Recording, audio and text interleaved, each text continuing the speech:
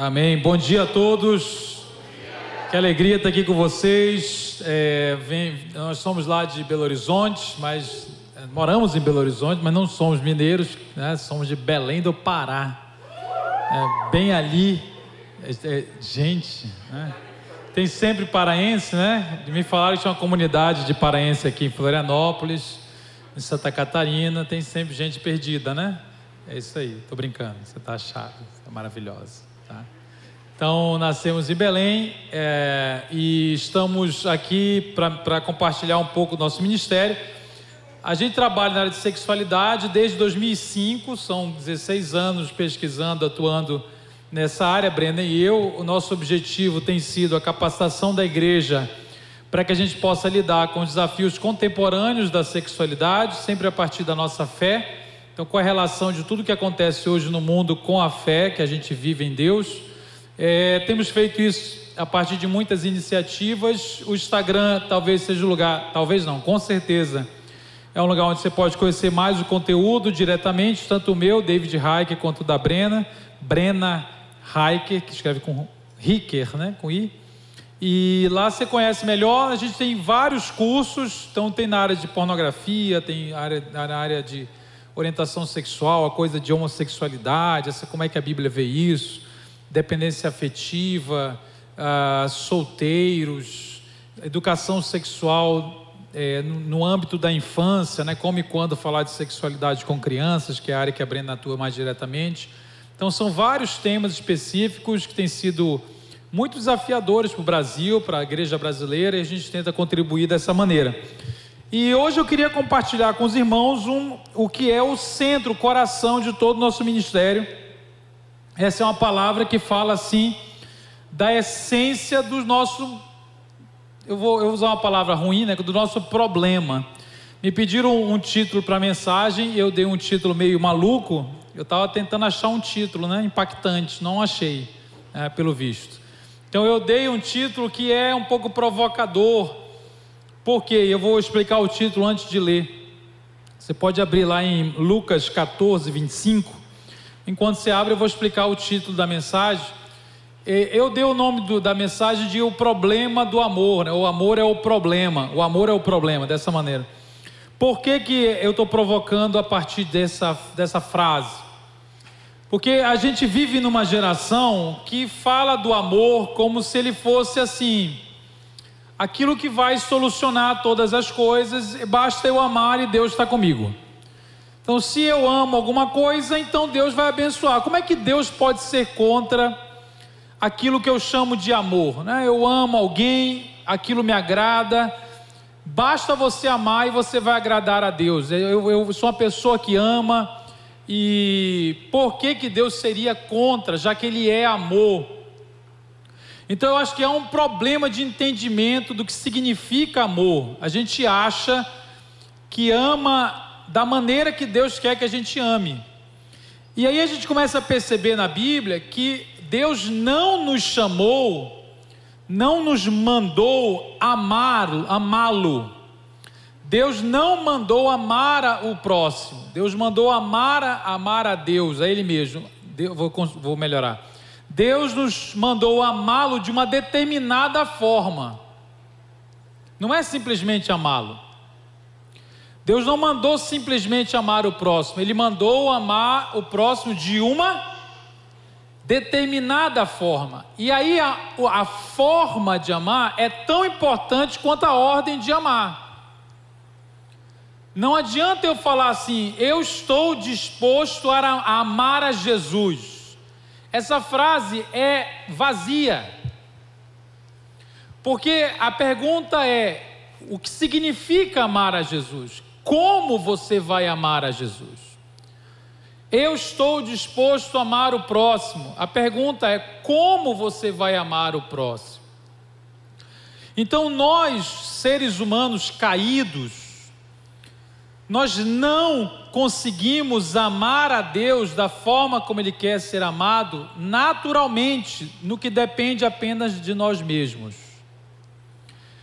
Nós não conseguimos amar o próximo como a nós mesmos, que é a maneira como Deus quer que eu ame, naturalmente. Eu vou colocar de outra forma. Eu não consigo amar a Deus de todo o coração se depender só do meu coração. Essa é a minha tarefa. Essa é a minha tarefa. Esse é o meu problema. O meu problema é que eu amo, legal, mas eu não amo naturalmente, automaticamente. Eu não amo emocionalmente, eu não amo nada assim, fácil.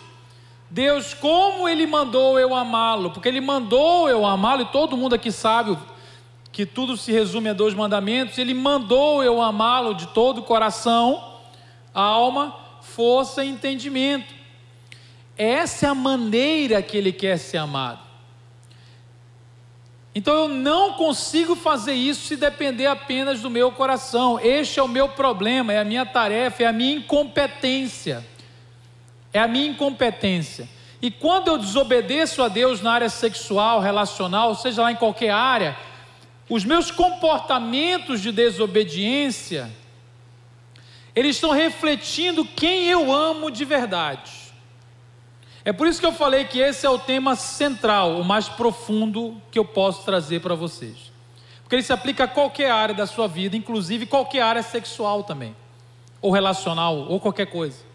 Porque os nossos comportamentos refletem os nossos amores, aquilo que a gente se apegou dentro de nós, aquilo que é mais importante, aquilo que é o nosso ídolo. Então o que eu estou dizendo aqui? Eu estou dizendo, nós temos uma tarefa, e Deus fala muito de amor na Bíblia. Deus é amor, e aquele que ama, e ame para cá, ame para lá. Não porque você sabe fazer isso, é porque você não sabe fazer isso. Eu amo desorganizadamente, eu amo em desordem, eu caí, eu preciso que Deus me ensine a amar, porque se depender do que eu acho que é amor, eu vou pecar, eu vou viver uma vida em função de outra coisa que não é Deus. Por isso que você fala, mas eu gosto tanto, mas eu amo tanto, e Deus é contra isso. Querido, amar algo não quer dizer que a coisa está certa. Amar algo não quer dizer que Deus te abençoa. Amar não torna alguma coisa moral. Amar algo não torna aquilo aceitável perante Deus. Amar não santifica nada. Amar não torna santo algo porque eu digo que amo. Deus é amor. Na frase Deus é amor, a palavra mais importante não é amor, a palavra mais importante é Deus. Porque Deus é amor, Ele define o que é amar. Não é a minha experiência afetiva que define quem é Deus, ou que Deus aceita. Ele é Deus, eu não sou. Então o nosso problema é esse, nós precisamos aprender a amar, do jeito que Deus quer que a gente ame. Eu sempre faço uma metáfora, né? Se você não sabe fazer ovo cozido, alguém sabe fazer ovo cozido aqui, irmãos? Não responda essa pergunta idiota, né? Então se você tem um filho de 11, 12, 13 anos, ainda não fez o fascinação, ainda não sabe fazer ovo cozido, quando fizer vai aprender, amém? Vai nada, só pede no iFood. Está perdido o mundo, gente. Se ele não sabe fazer ovo cozido, e você sair de casa, e você começa a escrever, explicando como fazer ovo cozido, as instruções, os detalhes, entrega para ele, e ele fica com aquilo, ele vai ler agora para aprender. Ele não recebeu instruções porque ele sabe fazer ovo cozido, é exatamente porque ele não sabe. Então se a Bíblia está falando como é para amar, assim, assim, assim, assim, não ame desse jeito, cuidado com aquilo, é porque nós não sabemos fazer. Para com esse negócio, não, mas o amor vai salvar todo mundo. O amor como se fosse um negócio genérico, como se fosse uma palavra mágica, que você coloca, pega a palavra rotula de amor, e você está bom, está certo. Eu estou vivendo a vontade de Deus, porque Deus é amor, isso aqui chama de amor, então é de Deus. Jesus vai dar um banho de água fria na multidão, em Lucas 14, 25. A multidão chegava perto dele, seguia Jesus fisicamente, mas não amava Jesus de uma determinada forma, amava a maneira da multidão. E aí diz assim, versículo 25, uma grande multidão ia acompanhando Jesus. Este, voltando-se para ela, disse: se alguém vem a mim e ama o seu pai, a sua mãe, a sua mulher, seus filhos, irmãos e irmãs, e até a sua própria vida, mais do que a mim, não pode ser meu discípulo. Irmãos, isso aqui é muito radical. Porque Jesus não está falando assim: você tem que me amar mais do que ao diabo. Porque é idiota fazer essa afirmação. Olha, não ame mais o Satanás. Lógico. Ele não está falando não ame mais do que, você tem que me amar mais do que ao dinheiro. Tem gente que é difícil amar mais do que ao dinheiro, mas não é nem nesse nível, porque você sabe que o dinheiro é perigoso. No fundo lá você sabe, pode ser uma tragédia abandonar o amor ao dinheiro. Eu sei que é grave, mas parece que é mais consensual, né? Já tem até série coreana para falar sobre o amor ao dinheiro, que eu não vou falar o nome aqui. Mas a batatinha é frita. Depois, quem não entendeu, mantenha-se na pureza e não entenda. Tomara que você não tenha entendido, tá? O amor ao dinheiro é difícil, mas parece que até os coreanos já estão entendendo. Você fala: não, se você não me amar mais do que a imoralidade, do que a prostituição, não é digno. A gente falaria: é isso mesmo. Se eu falasse: não, você tem que me amar mais do que o poder, porque o poder corrompe, pastor, tem que amar mais Jesus do que o poder, você falaria: é isso mesmo. Agora, Jesus meter a mãe no meio, gente, ele está pegando, ou Jesus é Deus, ou ele é um palhaço. Porque o cara pegou muito pesado. Ele falou: se você amar o seu pai, que Deus me deu o meu pai, afinal de contas, né? É o meu pai. A sua mãe, tem nada de errado com a sua mãe, tem nada de errado com o seu pai. Se você amar a sua mulher, está falando de casamento, que foi Deus que instituiu, foi Deus que me deu o meu cônjuge.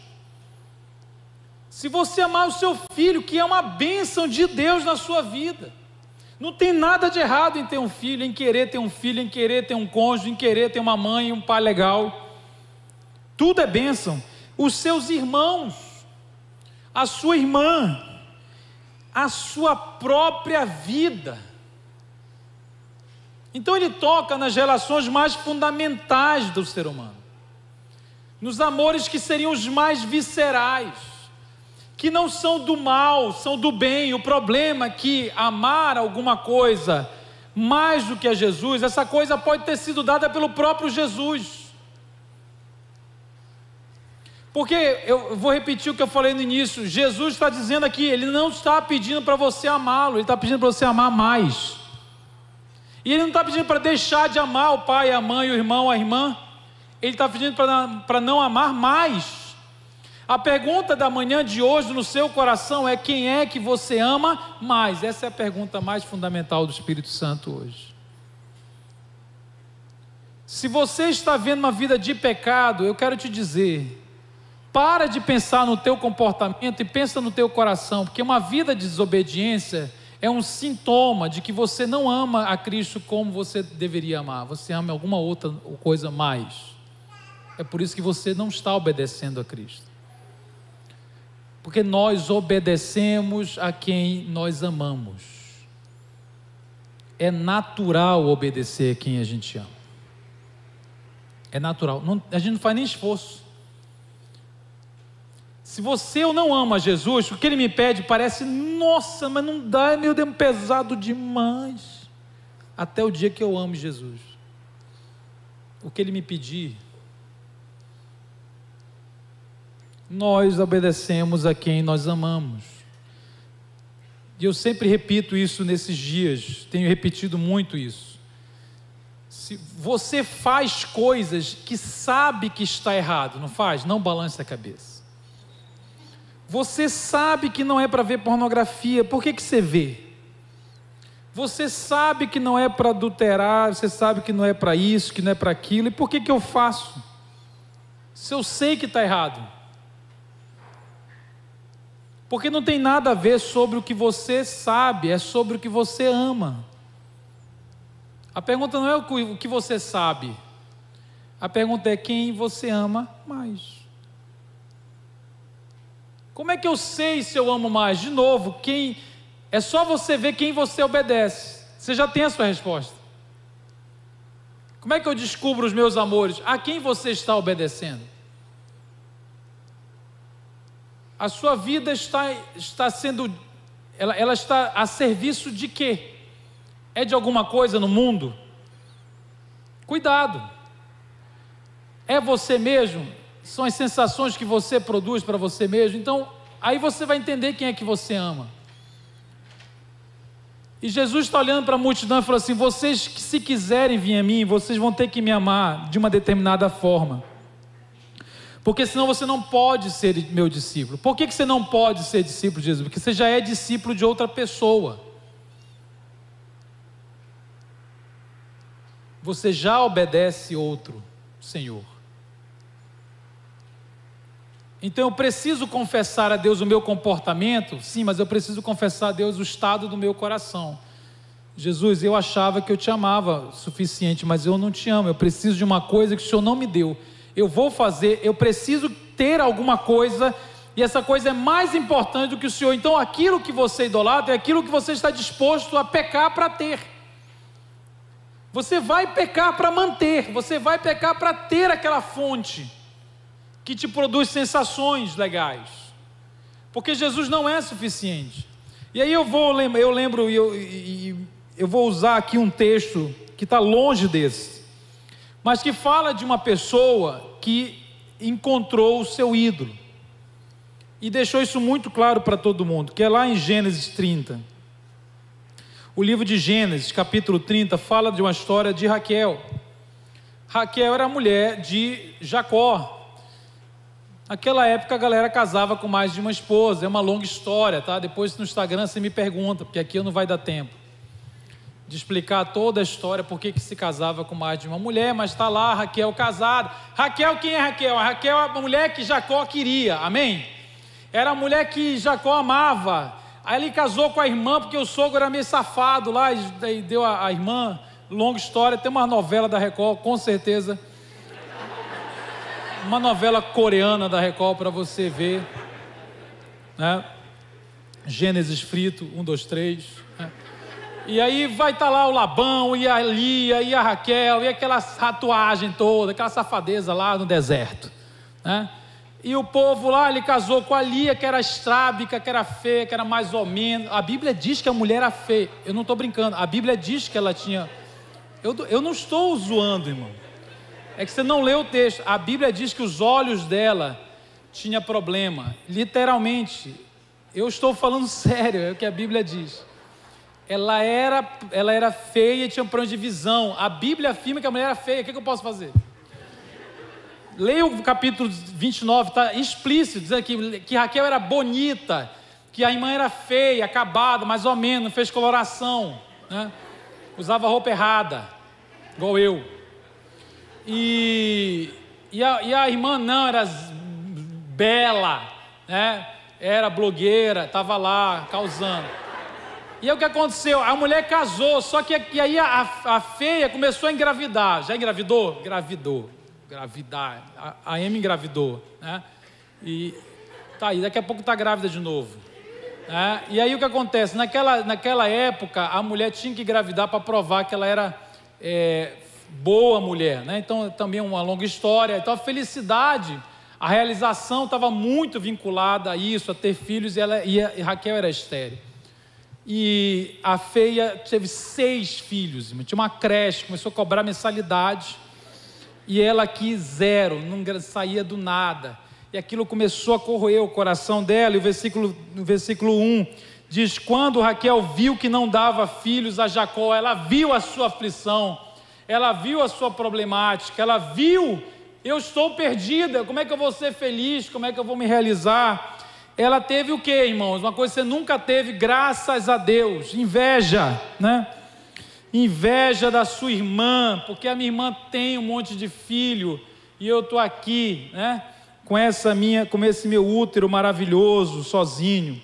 E por isso disse a Jacó: dá-me filhos ou eu morrerei. Dá-me filhos ou eu morrerei. Eu preciso de uma coisa, se eu não tiver esta coisa, não adianta ter Deus. Eu preciso que Deus realize algo. Eu preciso de algo que Deus não me deu por algum motivo. Na sua vida pode ser que Deus não te deu o que você quer, porque simplesmente é pecado.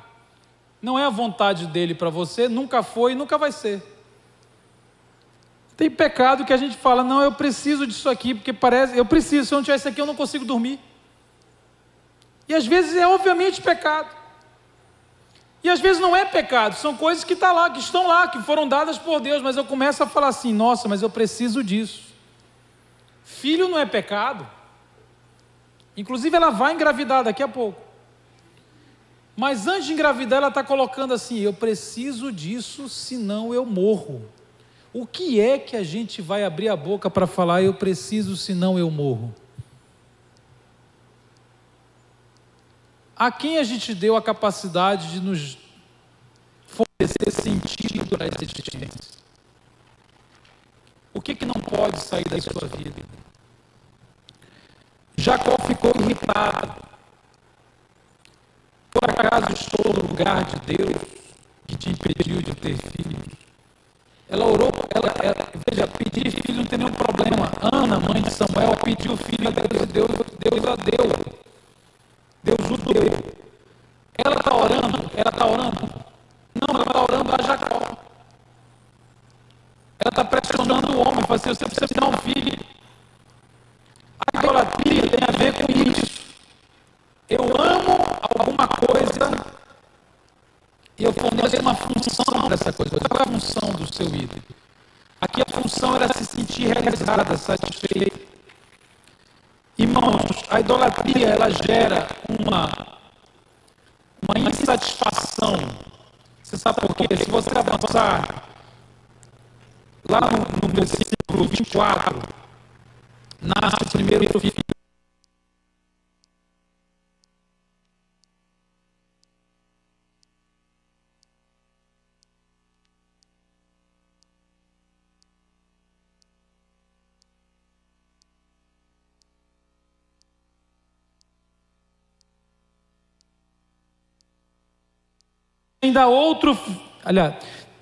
Engravidou, deu à luz um filho. Deus tirou a minha humilhação. Deu-lhe o nome de José e disse: que o Senhor me dê outro filho. Ela pegou o filho e falou assim: eu preciso de mais um. Eu preciso de outro. Tudo que eu preciso é disso aqui. Quando a gente pega, eu preciso de mais. Eu preciso de mais. Eu sou solteiro, eu sou sozinho, solitário, estou desesperado. Eu preciso casar. Aí quando você casa, você fala: já casou? Era isso? Quer dizer, era esse negócio? Não, porque agora eu vou fazer sexo. Aí você faz sexo, você fala: então, era isso que o pessoal ficava falando? Não, eu preciso de um sexo melhor. Não é tão bom assim. Eu preciso de mais. Eu preciso de outro. Porque, meu querido, é o seguinte: quanto você depositar o senso de felicidade, de realização, em coisa que não é Deus, você nunca vai parar de estar insatisfeito. Jesus olhou para a mulher samaritana no poço e disse: essa água você bebe, depois você bebe de novo. Você lembra da conversa com João capítulo 4? Dessa água você bebe, passa alguns minutos, você bebe de novo, e depois você está com sede de novo, e você está com sede de novo. E Raquel teve um filho, José, estou com sede, eu preciso de outro filho. Inclusive Raquel vai morrer no parto do segundo filho, tragicamente, ironicamente. Ela morreu quando nasceu o segundo, no parto de Benjamim, que ela chamou de Benoni. Tem uma controvérsia linguística, mas alguns acham que significa, é uma palavra muito triste. Ela morre depois de ter roubado os ídolos do pai. É a primeira vez que aparece a palavra ídolo na Bíblia, é na história de Raquel. A primeira vez. E ela fala: eu preciso, porque senão eu morro. Irmão, você tem que fazer 3 coisas para sair da idolatria. A primeira coisa, você precisa identificar os seus ídolos. Identificar os seus ídolos. Mas não é fácil identificar. Tem coisa óbvia. Eu estou idolatrando meu filho, eu estou idolatrando a amante, eu estou idolatrando o sexo, a pornografia. É fácil, mas não é só isso. Eu conversei com um pastor alguns meses atrás, ele casado, 15 anos, 3 filhos, uma igreja boa, muitos anos de pastorado, só que ele tinha casos extraconjugais, ele saía com caras, escondido, ninguém nunca soube. E eu perguntei para ele: por que você não pediu ajuda? Por que você nunca falou disso? 15 anos, aliás, da sua vida inteira, você nunca tocou nesse ponto que você precisava tratar. Ele me disse: eu tive algumas oportunidades, mas toda vez que eu pensava em falar, a primeira foi no seminário teológico que eu fiz, e tinha um professor, eu falei: eu vou me abrir com ele. Mas eu pensei, se eu falar do que eu sinto, e não era nem pecado, era uma coisa que ele sentia, eles vão me tirar o seminário. Deus não é capaz de me manter no seminário se eu falar a verdade.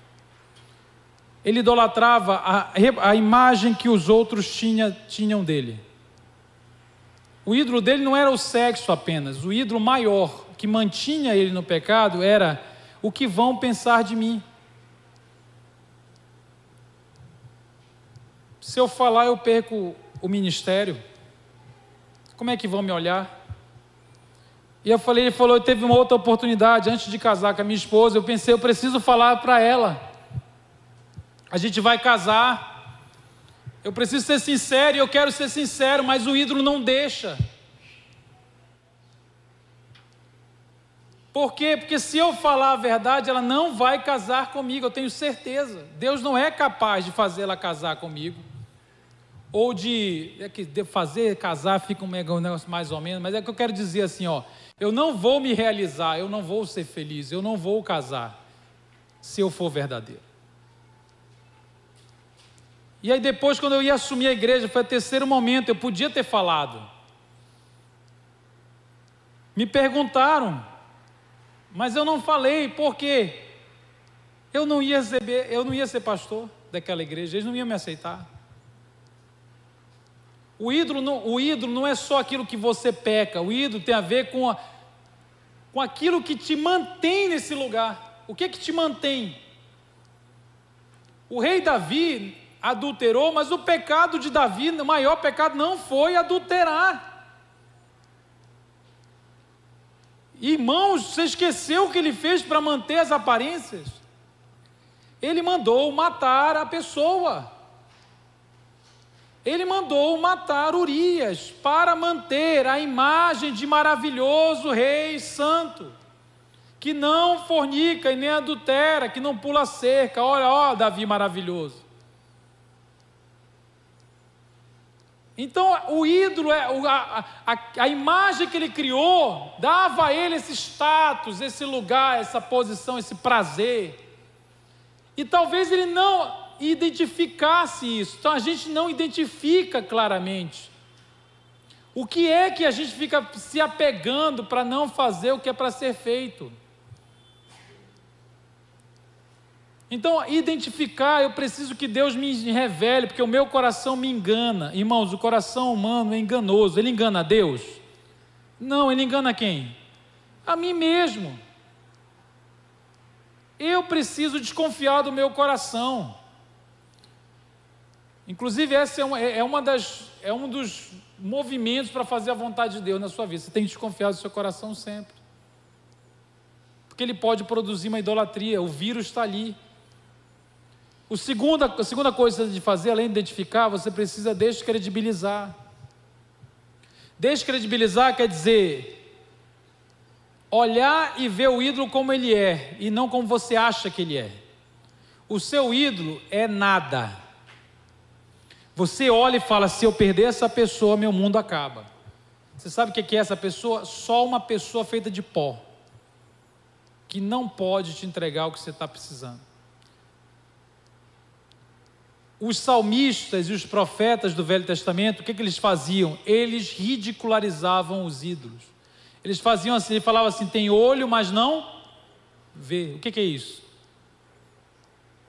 Tem boca, mas não fala. Tem pé e não anda. Ele está ridicularizando o ídolo. Ele fala assim, vocês estão confiando em nada. Paulo dizia, o ídolo nada é.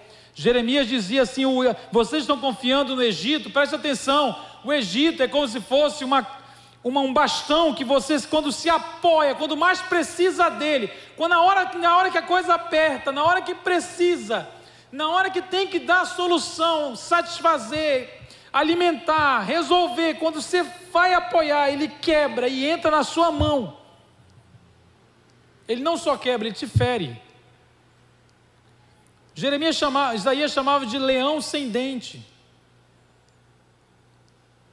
Então a gente precisa olhar para o ídolo, para o amor daquilo que mais a gente ama, que a gente ama mais do que a Jesus.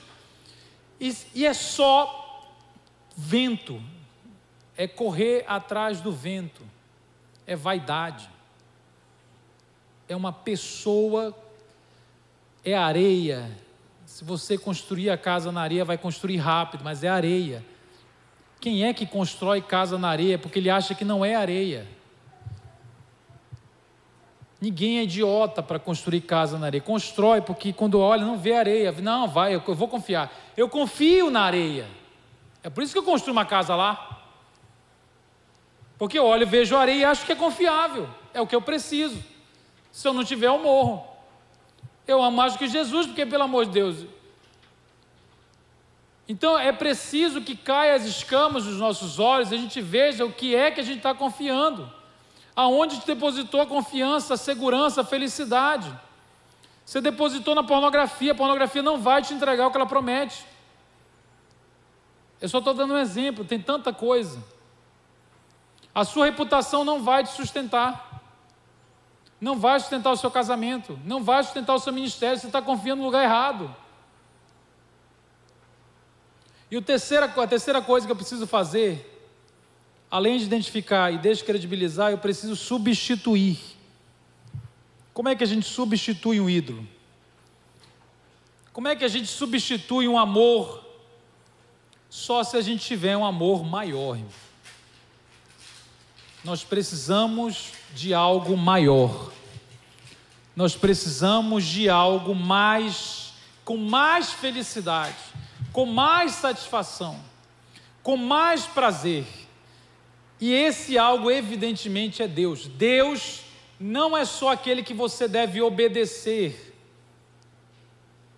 Deus é aquele que deve ser para você a sua máxima fonte de felicidade, de prazer, de conforto, de consolo, porque você precisa dessas coisas. Não, eu não preciso não, eu só tenho que obedecer, não tem negócio de buscar prazer não, isso não é cristianismo. O mundo está cheio de tribulação. Você vai lidar como com a tribulação na sua vida? A quem você vai recorrer quando precisa de socorro? Quando precisa de conforto? Você precisa de uma fonte melhor. Você está recorrendo à fonte errada. Raquel está desanimada. Eu entendo Raquel. E mulher que não tinha filho não era ninguém naquela sociedade. Você está entendendo? Então aqui ninguém aqui está tripudiando sobre o conflito de Raquel. Raquel está mal. É muito ruim para aquela cultura não ter filho. As pessoas ficavam ridicularizando ela, aquilo doía. A questão é, como é que eu vou lidar com a tribulação, com a tristeza, com a solidão, com o problema? Eu vou lidar depositando a minha satisfação aonde? Quem vai me socorrer? Um filho? A mim mesmo, um pecado? Eu falei esse dia para o Fascinação, que é o Salmo 121. Olho para os montes, de onde virá o meu socorro? Ele está perguntando assim: quando eu preciso de consolo, conforto, satisfação, realização, felicidade, eu vou me socorrer aonde? E nos montes estavam os ídolos. Ele está perguntando: qual é o ídolo que vai me socorrer? E a resposta é: o meu socorro vem do Criador, porque a diferença do ídolo é que só Deus é Criador, o resto é criatura. O Criador. A gente precisa destruir, identificar, descredibilizar, tirar da nossa vida, mas se você não colocar nada no lugar, ele vai voltar amanhã. Porque quando você tirar o seu... Atenção para mim aqui. Quando você tirar o seu ídolo, vai doer. Vai doer. Você vai sentir a ausência daquilo que te sustentou durante tanto tempo. Vai restar só Jesus. Você vai ter que olhar na cara dele e falar assim: olha, Jesus, você está aqui, eu preciso de alguma coisa além do Senhor. Aí você vai ter que confessar a sua idolatria, que o Senhor não é suficiente para mim. O que o Senhor me deu não consegue gerar felicidade em mim. Eu preciso de uma coisa que o Senhor não me deu. Mas quando eu falo que Deus deve ser a nossa felicidade, eu preciso buscar em Deus alegria. Muitos cristãos acham que eu só estou falando do devocional. Buscar alegria é buscar ler a Bíblia, orar e vir para a igreja e ser feliz fazendo isso. Você está certo, é isso mesmo. Mas não é só o devocional, não. Porque é verdade que a Bíblia não manda você ler a Bíblia manda você ter prazer em ler a Bíblia. É uma coisa um pouquinho diferente. Não manda vir para a igreja, não. O salmo mais famoso sobre ir para o templo é: alegrei-me.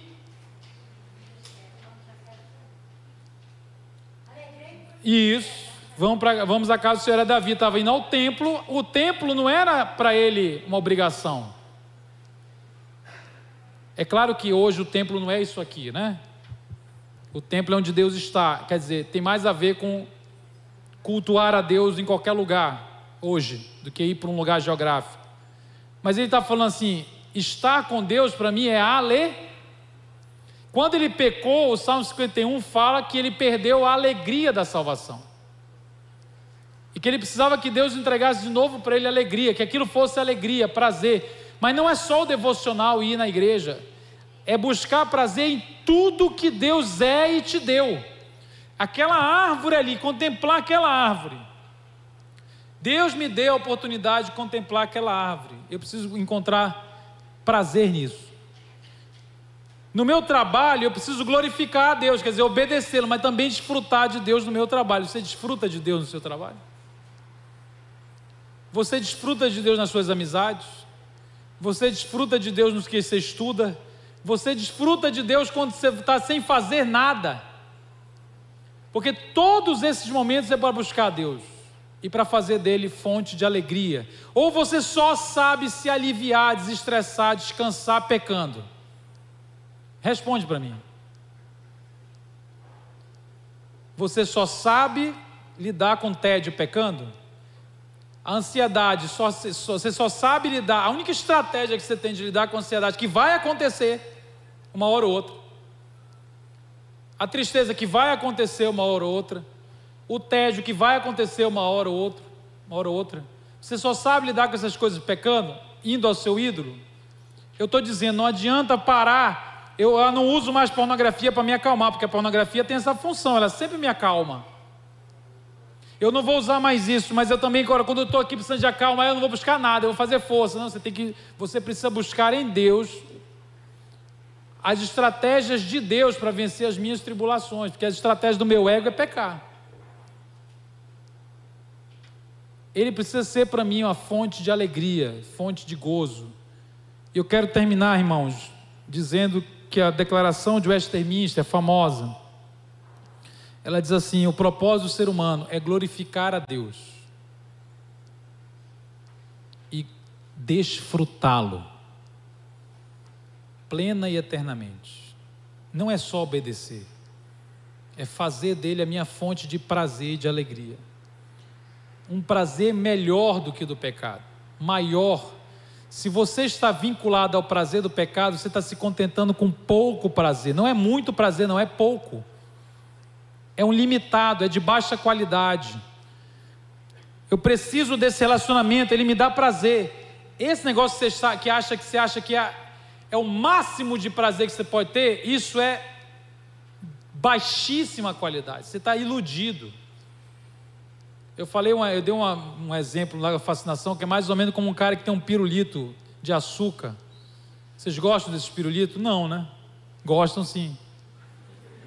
Aqueles pirulito enorme, redondo, só açúcar, você fica lambendo, dá uma sensação de espiritualidade.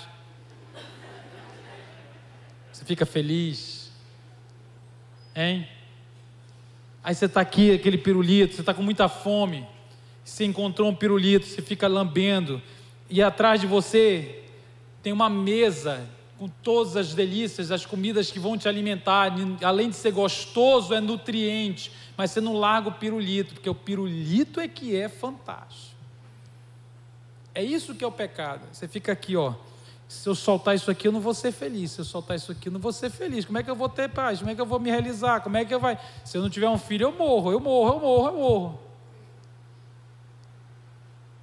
E atrás de você está toda a alimentação que você precisa para ter prazer e muito mais. Uma experiência muito mais profunda de alegria. Eu preciso soltar e fazer de Deus a minha máxima alegria. Amém? Vamos orar? Fica de pé no seu lugar. A sua oração hoje é: Deus, quem é que eu amo mais? Fala para mim.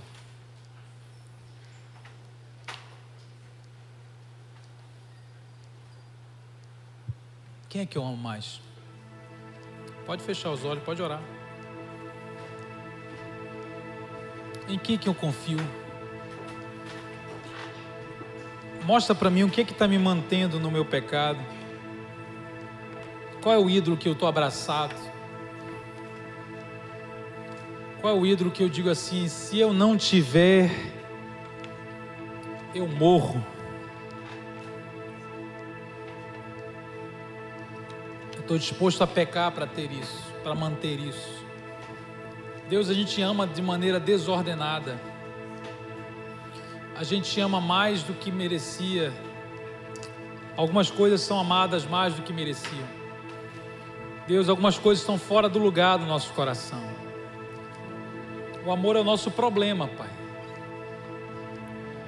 A gente precisa aprender a amar. E a gente quer começar confessando humildemente que a gente não sabe. Tem pecado na nossa vida que a gente ama mais que o Senhor.